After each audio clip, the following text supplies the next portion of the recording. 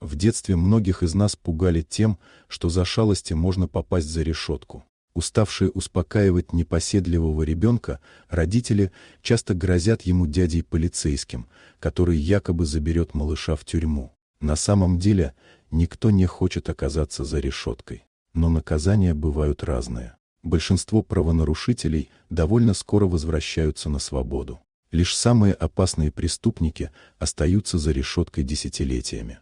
А вот четвероногий, ну почти, герой нашей истории, провел большую часть своей жизни в заключении исключительно по человеческой прихоти. В прошлом году тайским защитникам животных пришло анонимное сообщение. Неизвестный благожелатель сообщил волонтерам о несчастном звере, который томится в одном из районов Чангмэя. Прибыв на место, спасатели были поражены.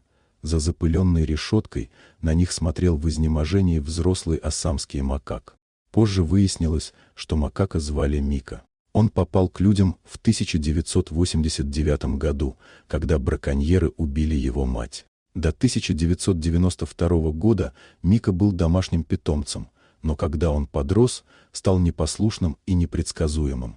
И тогда бедолагу запихнули в старую вонючую клетку. Целых 24 года Мика сидел, цепляясь за прутья и глядя наружу. Дети кидали в клетку мусор, а по ночам там бегали крысы.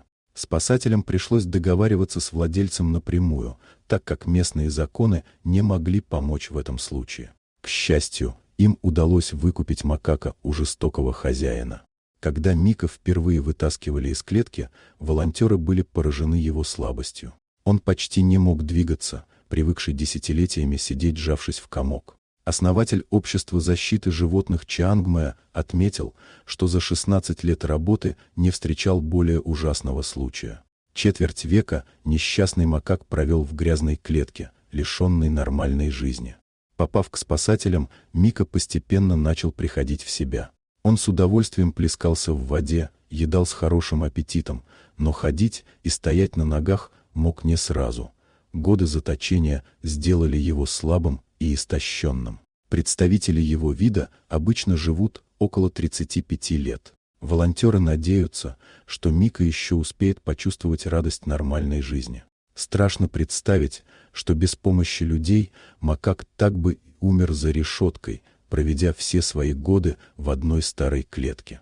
Смелость и самоотверженность спасателей заслуживает аплодисментов. Надеемся, что их усилия помогут спасти еще много животных в Таиланде.